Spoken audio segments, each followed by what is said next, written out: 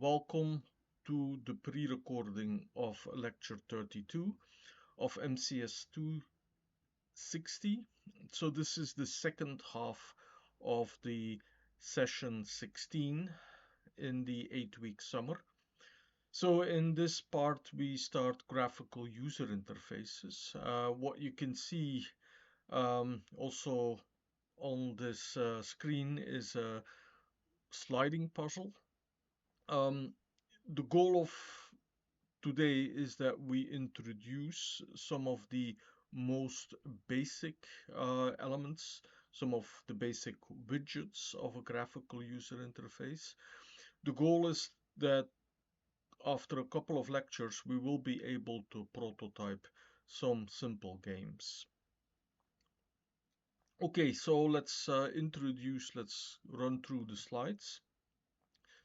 So what is a graphical user interface? Well, perhaps I should show one graphical interview. So this is a puzzle.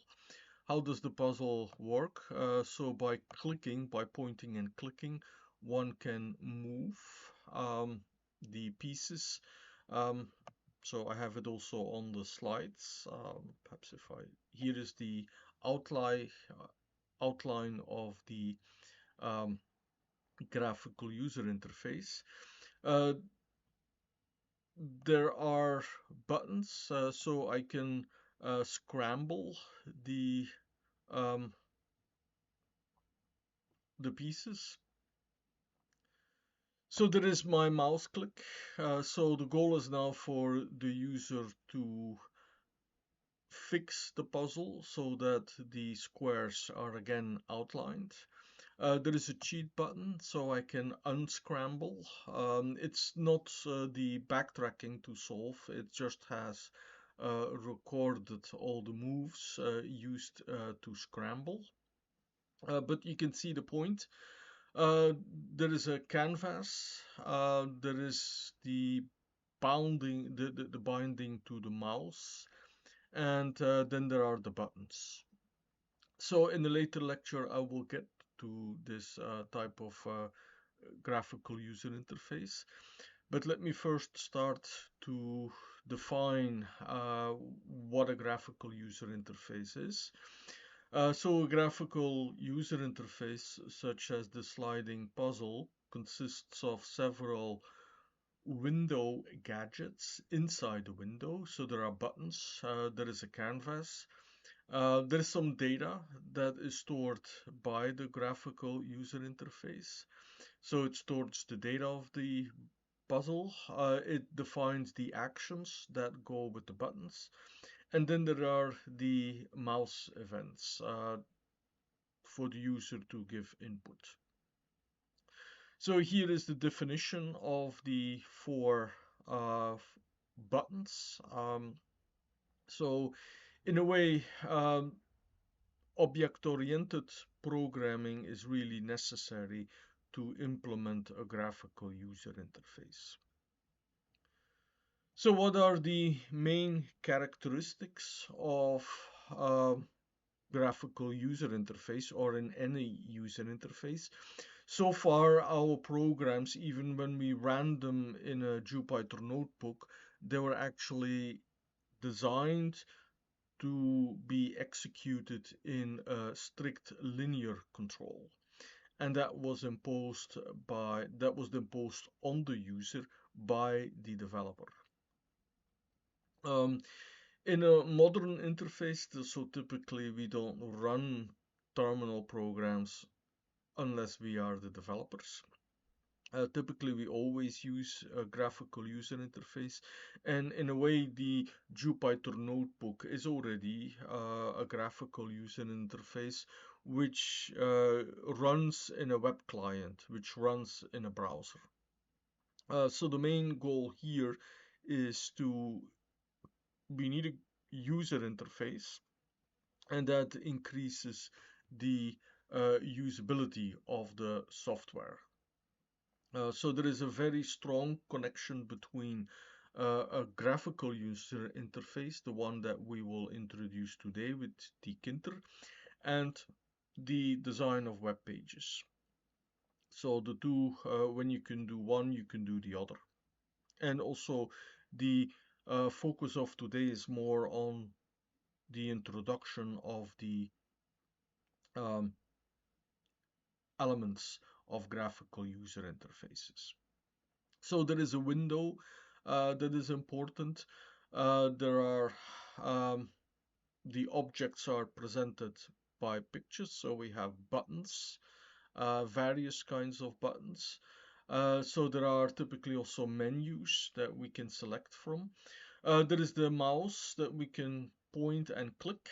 There is the canvas, so there is the area of a window where the user can actually enter uh, data um, when the mouse event are uh, defined.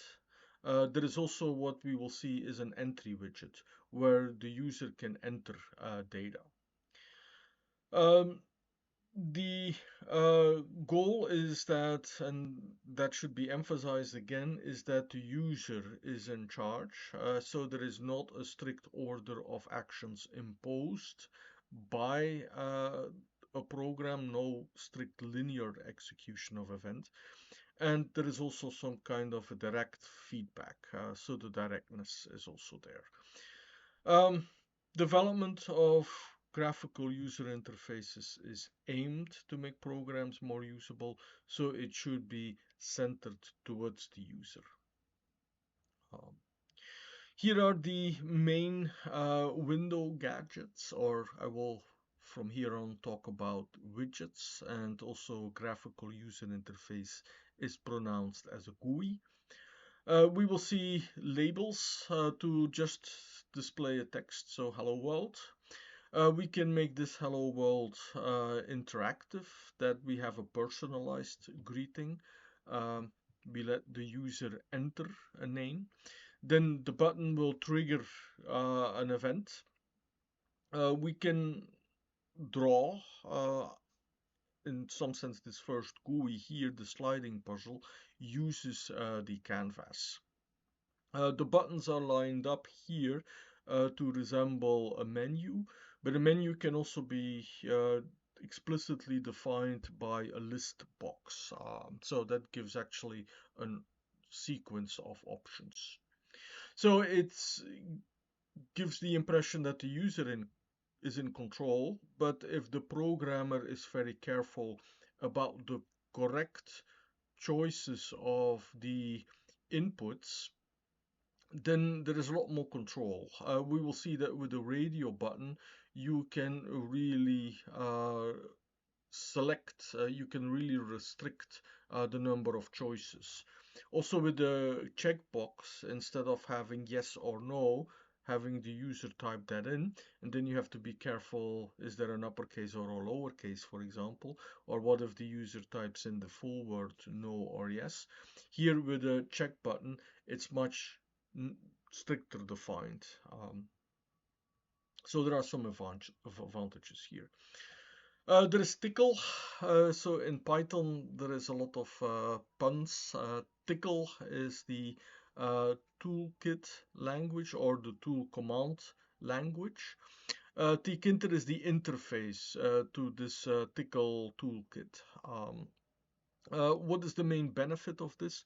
And I have executed the programs on Linux, on Mac, on Windows. The code doesn't need to change. So in a way, the Python development of GUIs allows for platform independent GUI development. The prototyping could be towards a web page. So here is the hello world. I will try to show this. So we import, so here are the steps, so just 5 statements that you need to execute. We import from Tkinter, we make an object, which is actually going to be the window. We define the text message. hello world, that's a label widget. Then we will apply the geometry manager to the label. So we simply will say, well, put the label on the window, and then we will enter the main event loop. Here the main event loop is plain static, so nothing much happens. But the program remains running until we close the window. So there is this event loop. Here is the more interactive um, hello world. You can prompt for the user to enter a name. So here there is the label, who's there. There is the entry widget, the blank space in which then the name is printed. And then there is the enter button. So when the enter is pressed, then there is a pop-up window.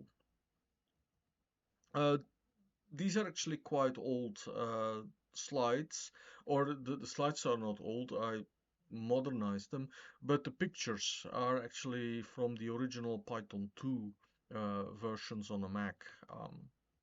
But it still runs almost the same script, runs on currently Windows, what I'm running here now. Okay, so there is the manager. So in the design of the GUI, you will have to decide where to put what widgets.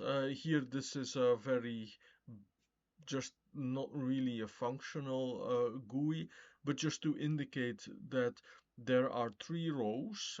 There is a title of the window that we can set. There are buttons that are fitting in one column, and there are buttons that are extending over multiple columns. So you can see that there are 1, 2, 3, 4 columns here. At the top, there is the text 1, so that's a label. There is an entry button at the bottom row, the row 2, so we start to count from row 0. Row 2, so the entry widget um, spans 2 columns. Entry suggests that you can enter information, but as a programmer, you can also put information in there. So in some sense, the entry is also the output, for a program. So you can present there the information that you want to show the user. Um, a radio button, it's like on a radio, you turn the dial, you change the station, and then it depends on the granularity. So here, if you really want to restrict that there are integers, and the integers are of a certain range, or they can be unlimited, but you want to make sure that the user essentially only goes up or down with +1, -1, so you're not going to make that many large numbers. And this could be also plus or minus. It could be like a radio that based on this here, the number is displayed in the entry widget. So an entry widget is used to enter or display, but it also stores data. So in some sense it's quite useful. So the number 7 that you see here on the slide is stored as the string which represents the integer 7. Check buttons, is it hot or is it cold? And it can be both, so the user can check both of them. So check buttons are actually storing Boolean variables, true or false, if they are checked or not. When the user, so there is a middle button, enter. When that button is pressed in the entry widget, the state of the check buttons is displayed.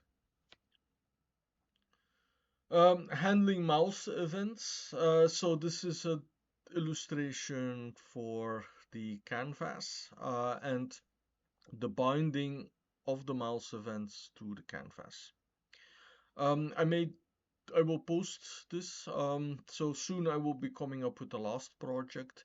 The 4th project may actually require that you are doing something with the mouse events. But for currently, as a first introduction to graphical user interfaces, this is actually a little bit too advanced here, just like the sliding puzzle. This is actually not really yet for this lecture, but just to indicate that we can make some very useful programs currently. Here is what we should be able to do. You can make a very basic calculator. So this is a calculator with one entry widget and 16 buttons. We have the 10 digits and then the elementary operations. So what then happens? So there are two exercises. So whenever the user presses forms an expression, so 7 plus 8, and then presses equal, then you see the result displayed in the win entry widget. Now, making this entire calculator is actually quite hard. It suffices that you have a callback function for the buttons. In some sense, you will need 16 callback functions, and that is already quite a project. But if you can um, have some buttons that do something, and doing something, if you can do one arithmetical operation, that would be fine for this homework exercise.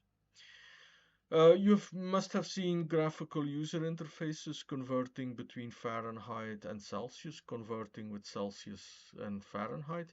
Well, you can design a GUI for this. The two entry widgets uh, with also two labels. So you can put Fahrenheit next to one and Celsius next to the other entry widget, and then you have a button.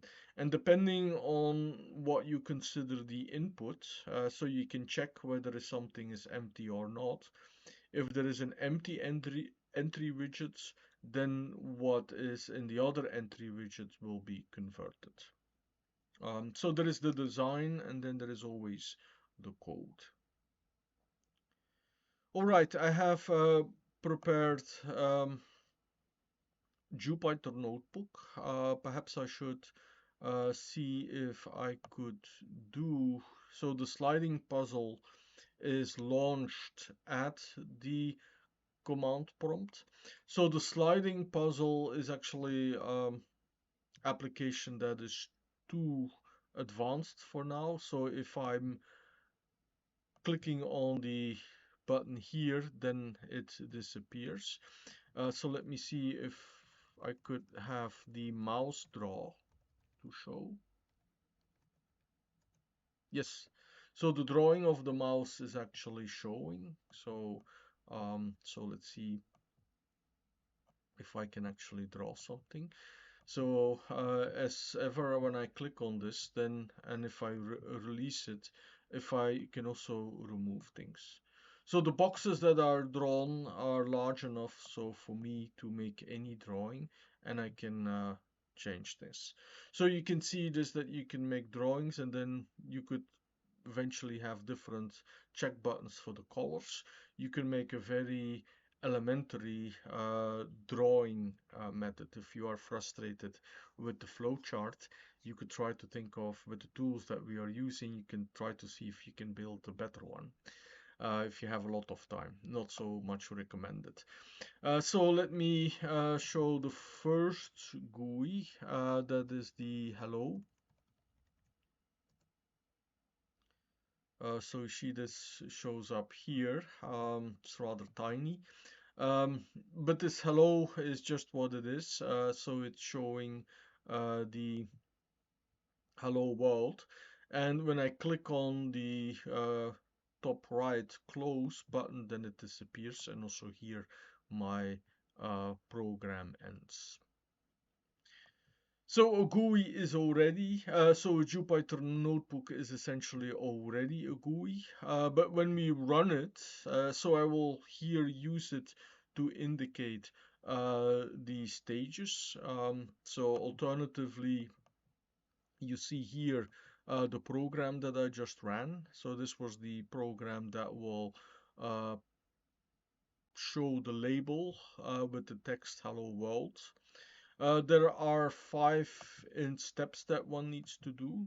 So you import the from Tkinter tk, and that is used. That's the name of the class. Top is now the name that I give for the window. Then I make a label, LBL. So here you see the first argument is always the tk object, which is the name of the window that I gave. And then there are all the parameters. So here keyword arguments are really very good. So we are at the 4th instruction, and then we are at the main loop. So if you execute this, and now you see the display of the hello. And in the Jupyter notebook, you see the star. That means that the Jupyter notebook is stuck there, so it's still running. It will become unstuck when I clear this. So 5 steps to make our hello world, having a window pop up.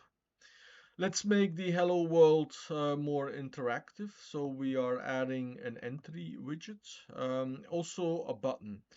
So this is self-contained. I'm running to the commands of the program, and here I will be using. I have multiple. So the layout consists of a label. Then next to that is the entry widget, and then under it is the button. So I will start with the label in row 0 using the grid.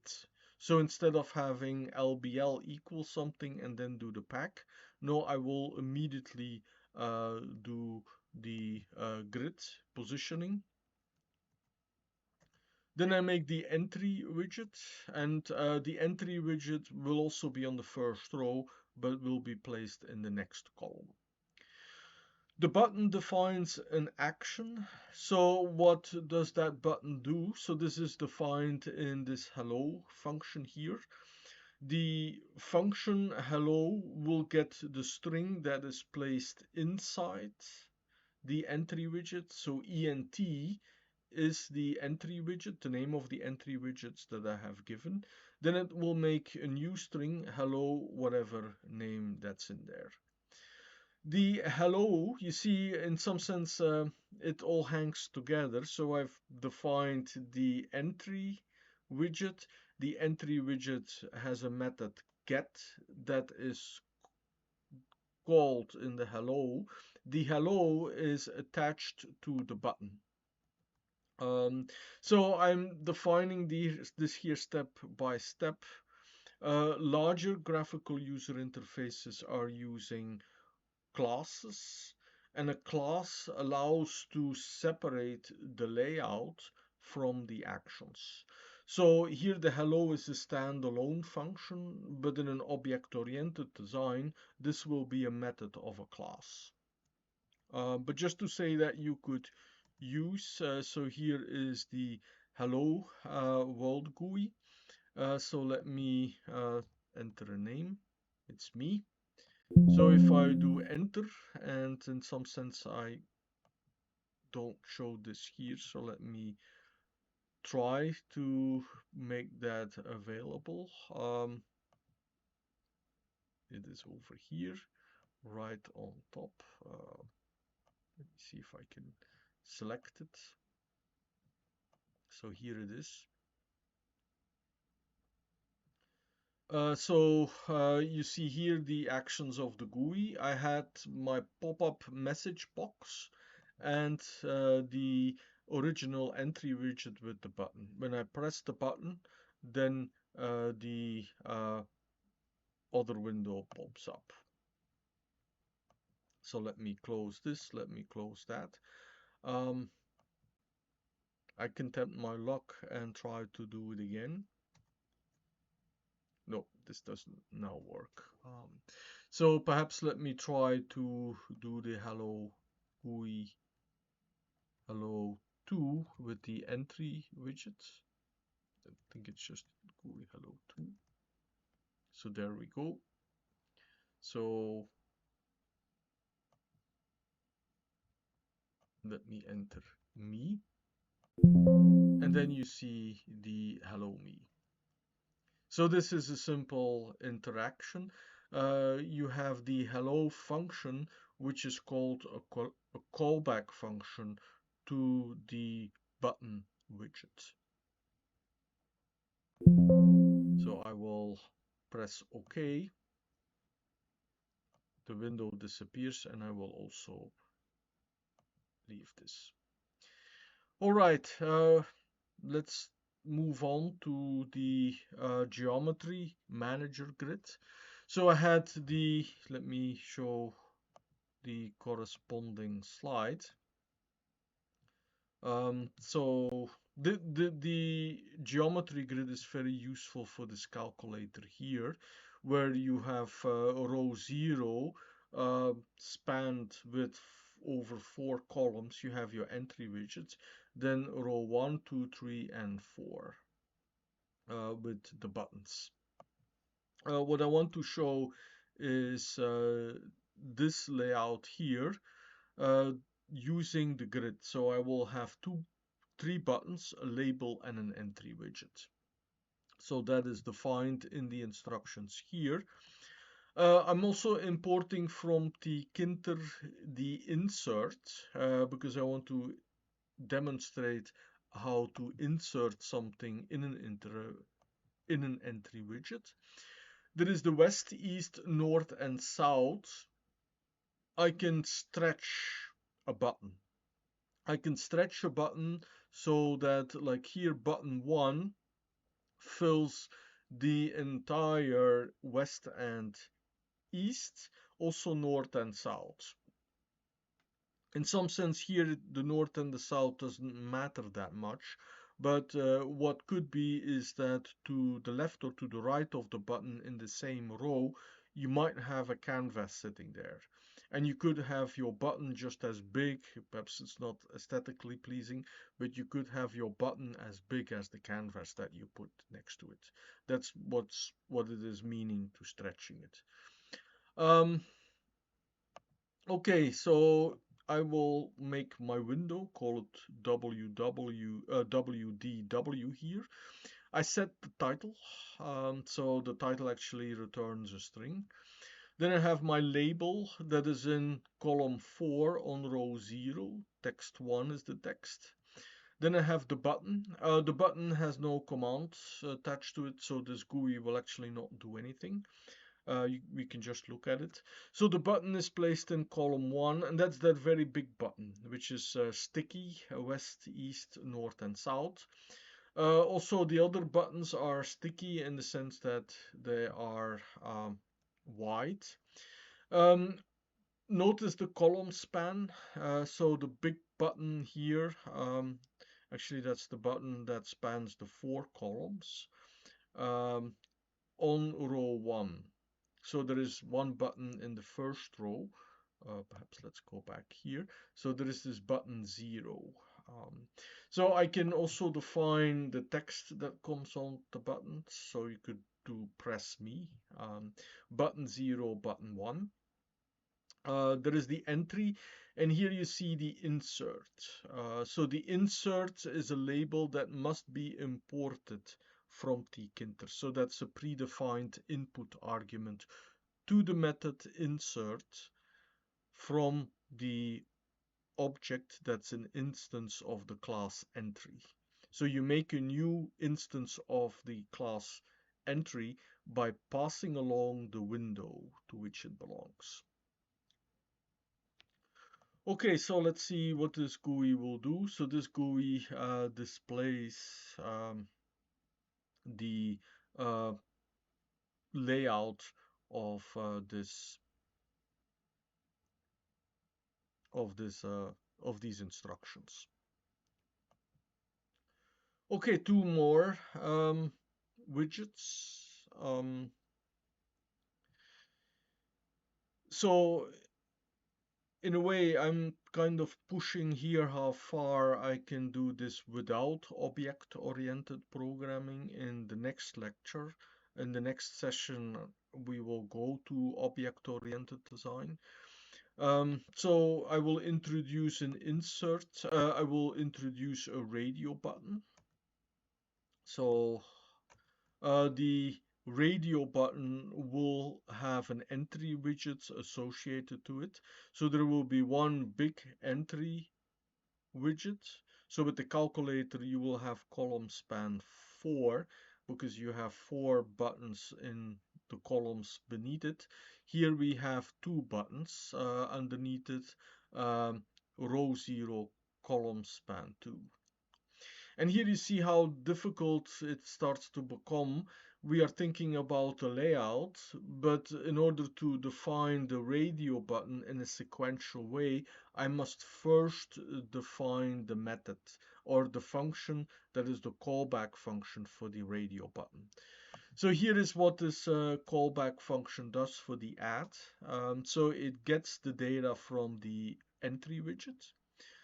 So the entry widget is called text. So what actually you want in an object-oriented design is that the text is a data attribute of your GUI. Here is just a variable inside a program. It must be within the scope of this function. When we talked about functions, we talked about global variables and local variables. So text is defined here in this Jupyter notebook in a execution cell that is prior to where the function plus is defined. So plus sees the text. Data is a local variable inside the plus. So the data is different, so there's also a function minus. They're also using the data. So plus and minus are two equivalent functions. One adds and the other one subtracts one. Notice the type conversions. What goes in and what goes out. An entry widget is a string. So strings are very universal. So everything in Python, every object has a string representation. So you can put anything what you want into an entry widget. You can perhaps not show it, but here you see the delete. So we actually are clearing before we are inserting it again. So here I clear the entire entry from start to end. There are attributes for entry widgets. You can indicate how many characters you want to put in there. So here I left it to the default. Okay, so the text that comes on the radio button is +1. The command that is associated is defined in the function plus. Then I have the minus and the sub. The sub is the radio button that, when pushed, will execute the command minus. Okay, then I have to define the layout, and run the main loop. So I have the +1 and I have the -1. You see my numbers, they go up and down whenever I press things. So this is a typical radio button. We will later see scales. Scales are also very good to limit the range of the input. So in some sense, these are programs where the user is in control, but as programmer, you can much better define sometimes what the input is, what the user can enter. All right, the last item, the last widget that I want to show in this Jupyter notebook is a check button. So a check button, so what I want to do is to display the hot or cold. So this was the radio button. Here is the two check buttons, hot or cold. And the enter widget gives the feedback. So I made this Jupyter notebook after I made the scripts. So in some sense, I'm working backwards. The goal of this Jupyter notebook is that I can go step by step through the development of these very simple widgets, graphical user interfaces that demonstrate one widget. Here is the check button.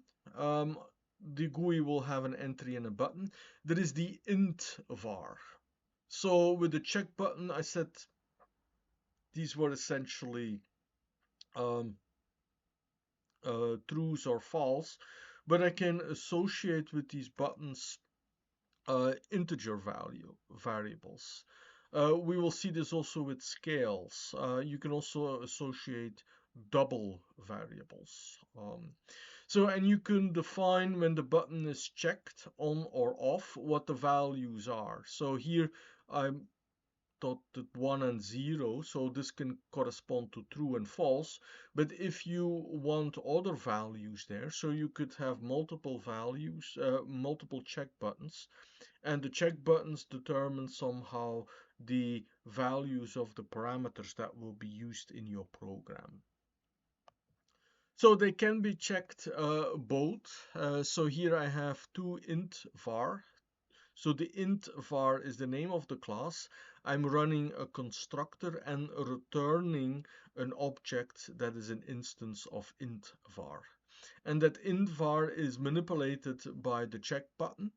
So we have commands that are associated to buttons, but you can also associate variables to buttons.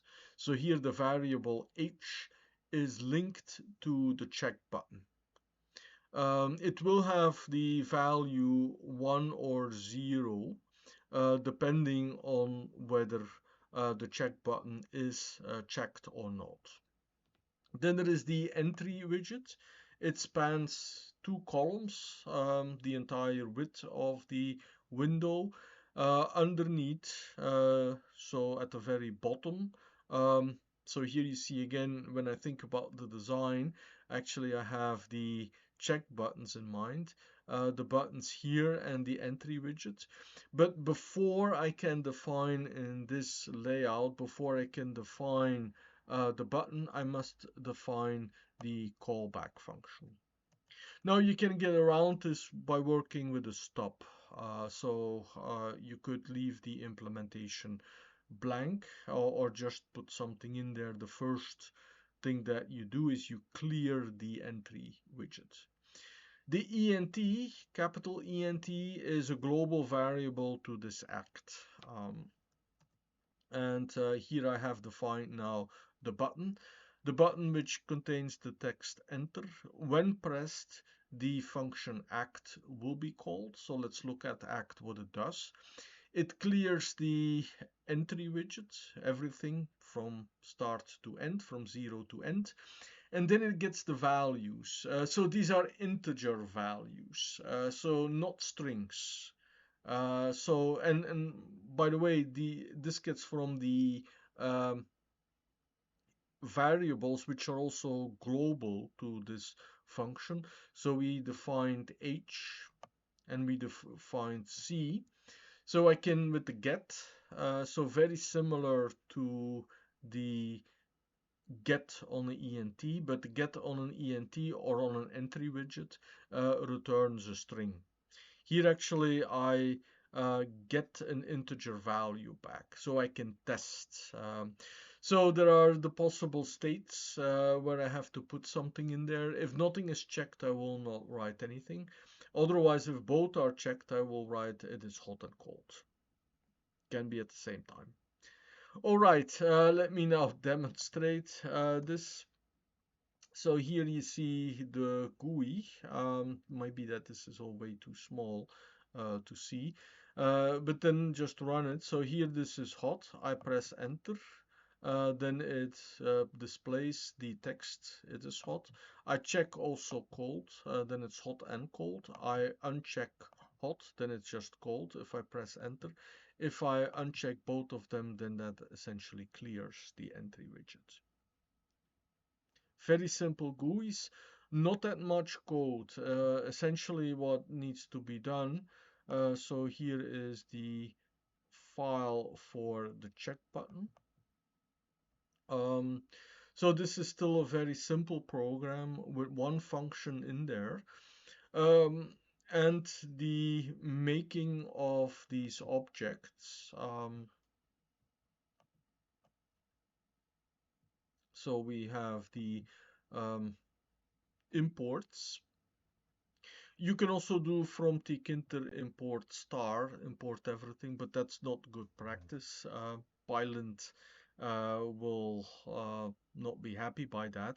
It's better to actually import only what you need. Okay, perhaps I should show the mouse draw. Um, I have still 10 minutes left, which may be sufficient to introduce. Um,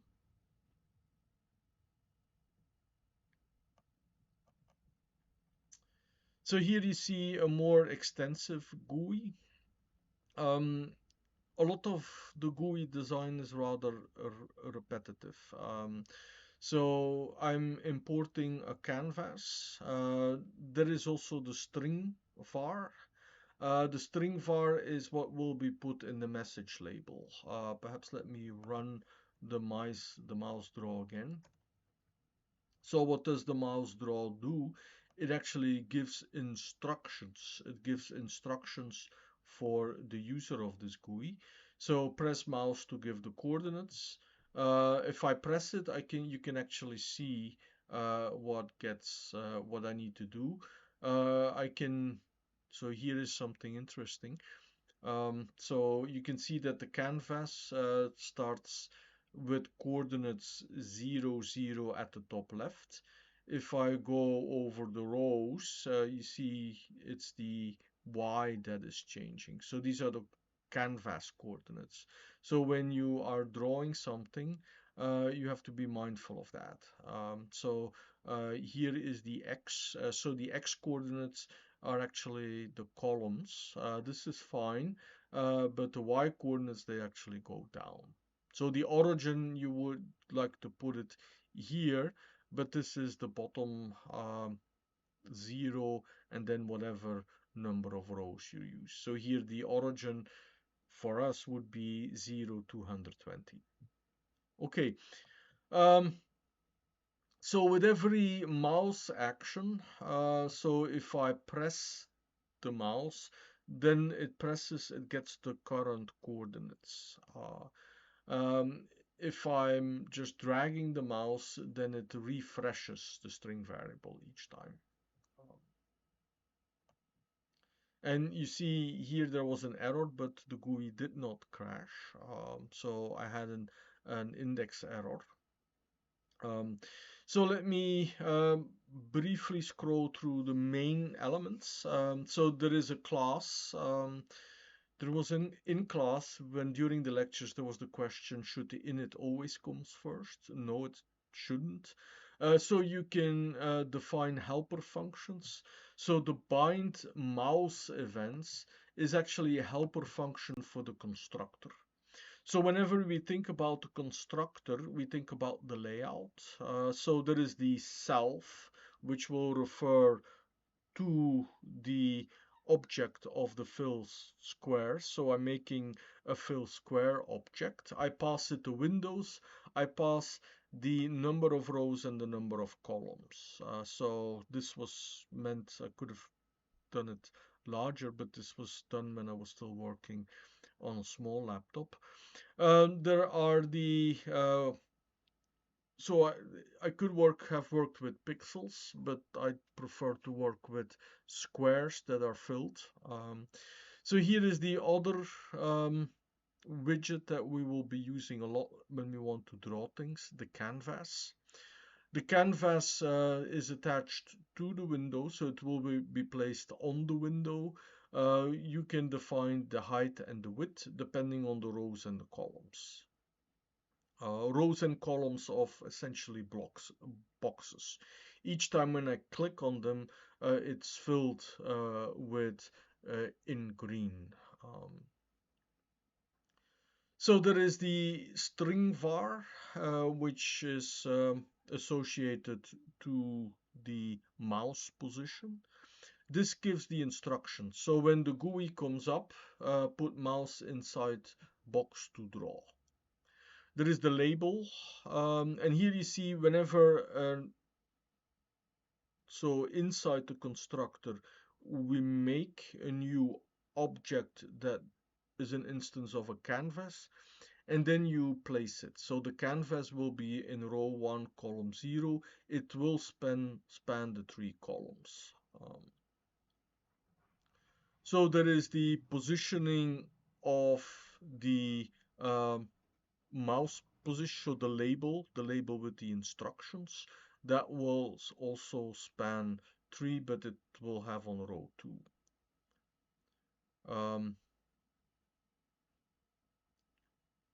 So then there is the helper function, the bind mouse events.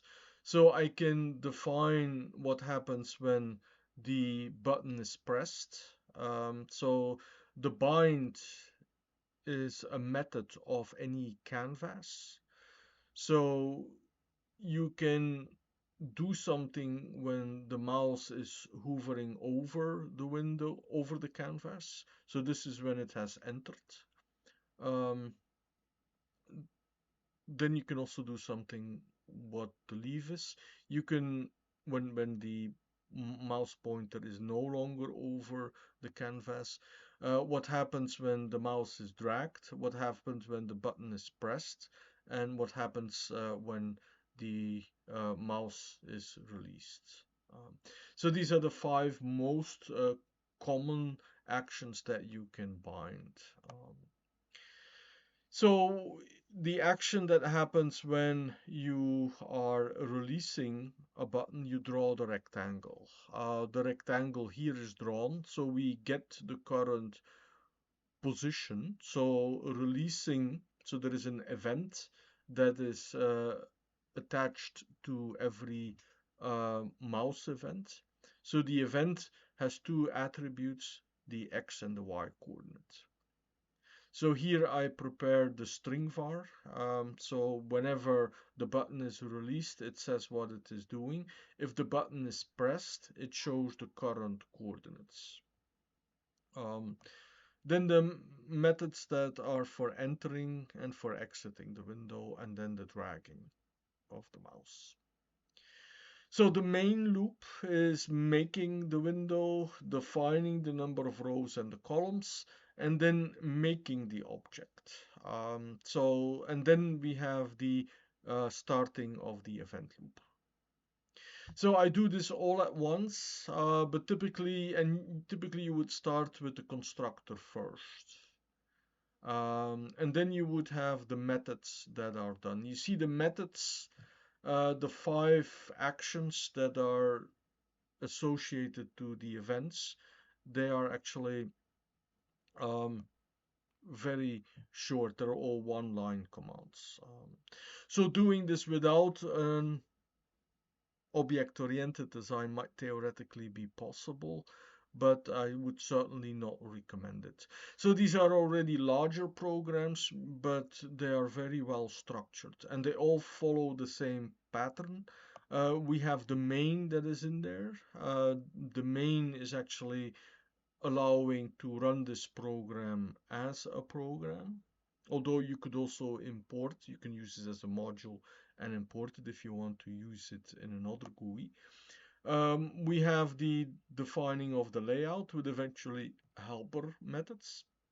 And then we have the callback functions. Here, these are the callback functions that are associated to the mouse events. All right, the sliding puzzle was actually the application. I will post that script on the course website. I will here briefly flash it up. So in some sense, this is not really educational, but you can see I'm following the same pattern here. So I have the binding of the mouse events as well. And when the GUI comes up, it will draw a bounding box on canvas. So here you see the methods to create a line, to draw the line, using the dimensions of the um, number of rows, number of columns, the dimensions that are fixed in the data attributes. So there is an extra data attribute, the moves, for the scramble and the unscramble. Um, and then there is the making of the moves that are happening by the mouse events. So there are again, so just to make the point, we are programming in some sense by using templates. So all the actions that are associated with the mouse events, they are essentially one or two line statements. So it looks very complicated, but it's a very useful uh, way of thinking and way of programming. You can make very uh, interesting and usable programs by using these graphic interfaces. So often they are very well intuitive. So here the calculator, so you can make your own calculator. So with what we have covered so far.